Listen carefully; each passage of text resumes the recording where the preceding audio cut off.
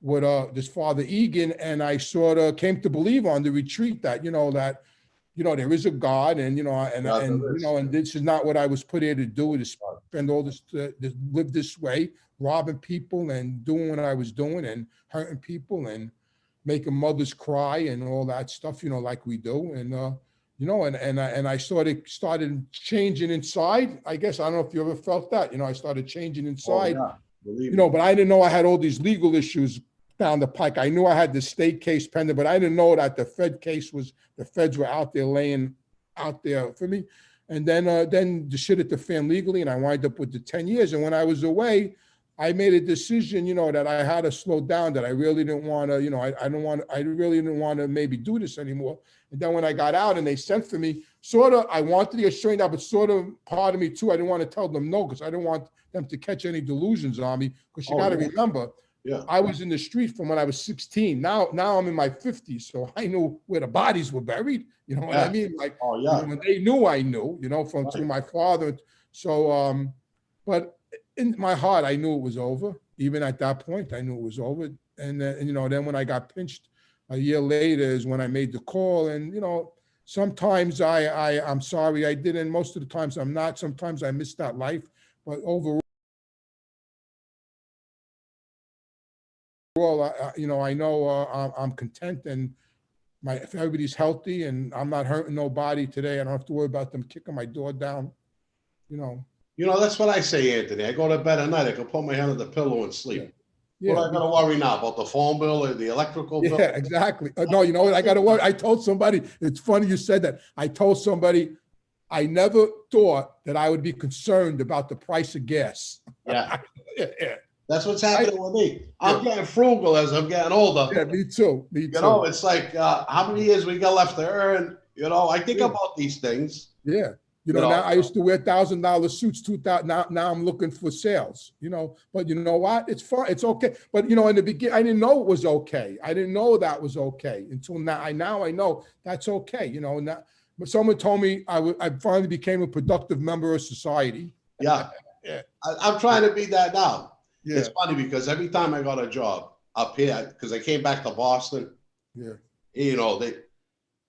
was gone 20 years. So Bobby, I know who you are. Yeah. You could have a job. Yeah. Then they find out who I was.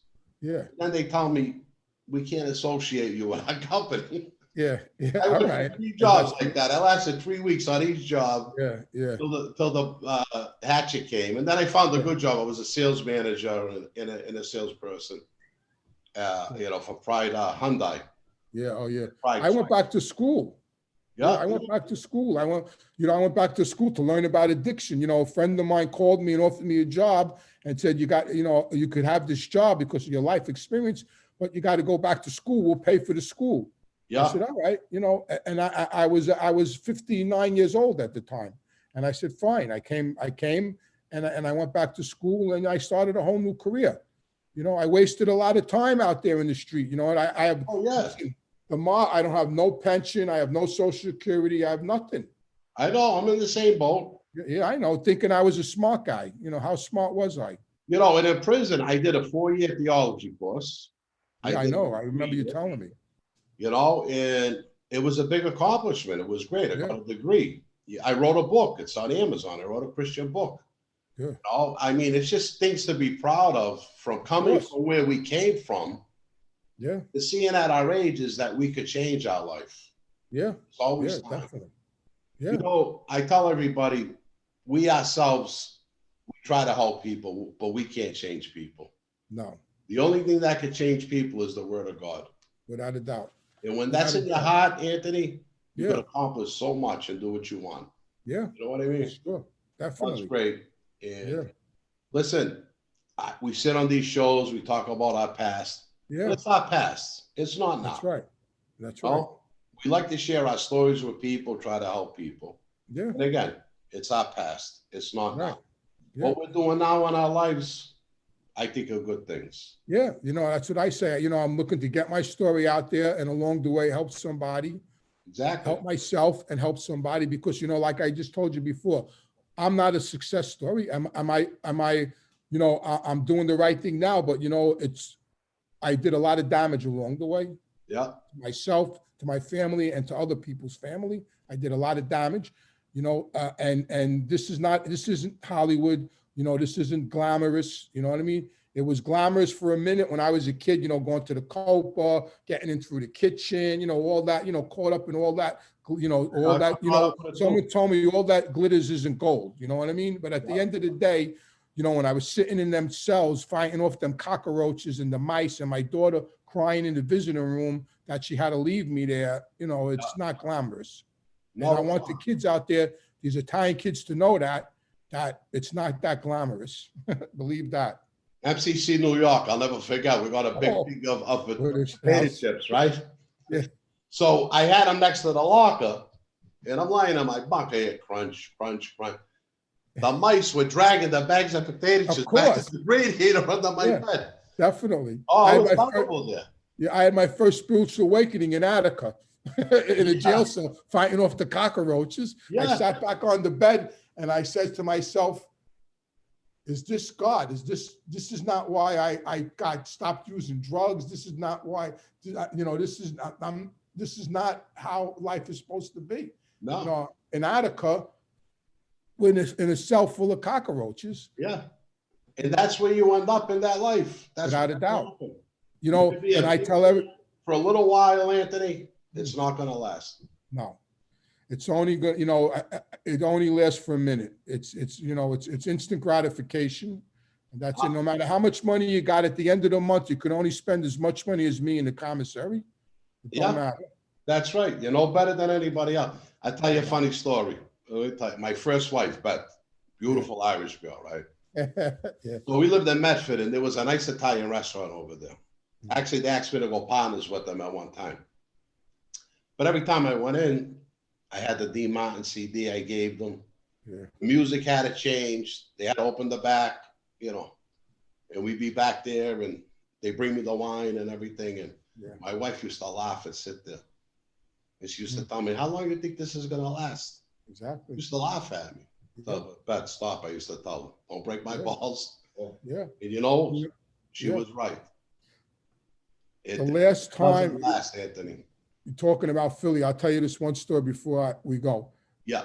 The last time I saw my father alive, I was doing that bid. The last bid I did, I was in Elmira State Penitentiary in upstate New York. My father gotten out of prison. He got permission, came to visit me with my kid brother and his friend Charlie.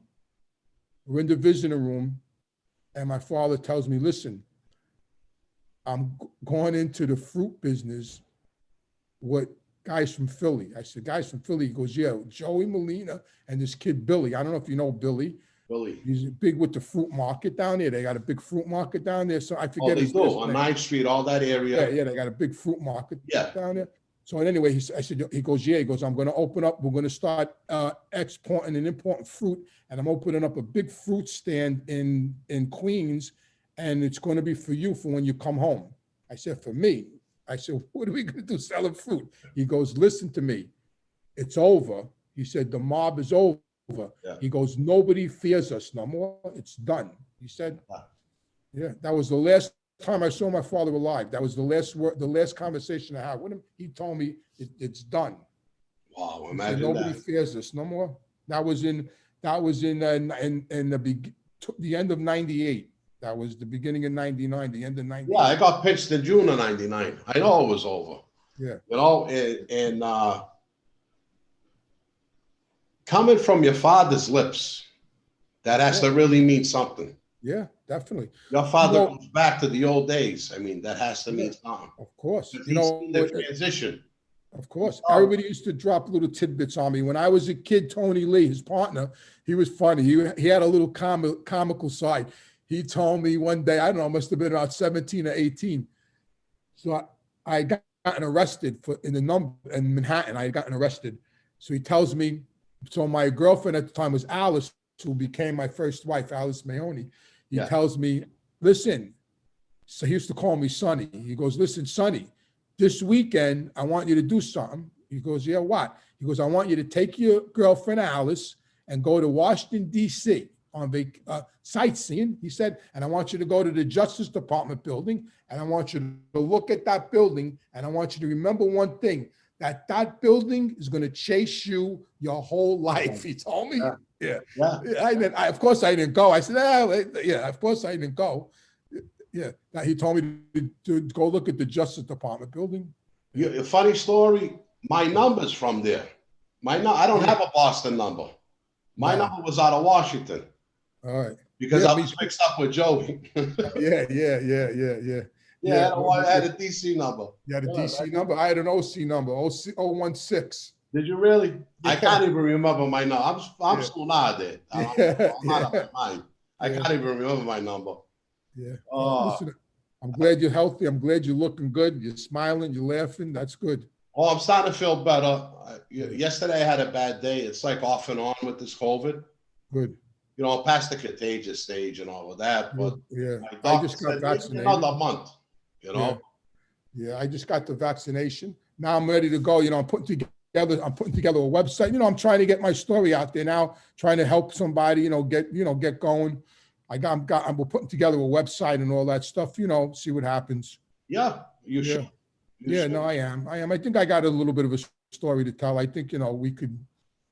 You got great stories to tell. Yeah. That's why I was dying to have you on the show. I'm glad you did. It was a pleasure. When are we all getting together again? That's what I want to know. I don't know. I know I spoke to Thomas, the guy in Italy. Yeah, he called me today. Yeah. Yeah. Did you tape your things for him? No, we're going to do it this week. Yeah, I did mine. I did my 3 stories. He told me that he can make a movie out of my 3 stories. Yeah, good. Yeah. So he wants to start filming in September. Nice. So I think we're going to get together before that. I'm hoping we do. I know he wants to do a call with all of us. There's 10 of us involved in this thing. It's 10 of us now? Yeah, I think there's 10 of us. He sent me the script in Italian. I can't read Italian. Yeah. I know 4 words in Italian. There's 10 of us. There's 10 of us involved in it right now. And he said, we're going to start filming definitely in September. It's all full speed ahead. He's got the executive producer, the guy that wrote Goodfellas, the author that wrote Goodfellas. He's the executive producer. He said he's going to send us all paperwork about from his LA attorney. Is going to send us. Yeah, I got it today. Yeah, I didn't get it yet. He's going to email it to me. Yeah. Would you get it through your email? Yeah. Yeah. And we didn't talk about any money yet. I'm waiting to hear some figures. I didn't hear anything yet. Yeah. We're still taping. That's all right. You could delete that, can't you? Yeah. At least we're doing something, Kujin. Yeah. So we'll see what happens, but it looks good. I know. So hopefully we'll get together soon. He said he's going to fly me in to New York. So I'm sure he's going to fly you in and fly us all in, and then we'll meet up there. All right. I hope it's sooner than later. I'm dying to hang out with you again. Oh, yeah. I mean, we could get together. I'll call up John. I know I may be coming in. We have a show on National Geographic. That's what I wanted to tell you. It's on Narco Wars. The new season starts. And Johnny and I are involved in episode 3. Oh, nice. Guns, drugs, and the drugs, bugs, and the Dapper Don. Oh, that's gonna be nice. Yeah. So it's episode 3. It's coming on National Geographic June 9th at 9 p.m. So I may come to New York to have a little party. So if I do, call me. I come down. Welcome. Yeah, I'll let you know for sure. You come down. Yeah. Paulie, get Anthony. Yeah. We're going to fly in. I'm going to fly in the morning of the 9th and stay a couple of days, but you come to the party. I just spoke to Pasquale about it, and we're going to try to put something together. Yeah. So, I like that. I like that. Yeah, we'll watch the show. Yeah. Pasquale told me he wanted to do something to me, but I told him I had the COVID. Yeah. So let's see what happens. All right. Good. All right. I'll keep in touch. All right. It was a pleasure. Thank you so much for coming on my show. You're welcome. Be good. I love you too. Bye, my brother. All right. Bye.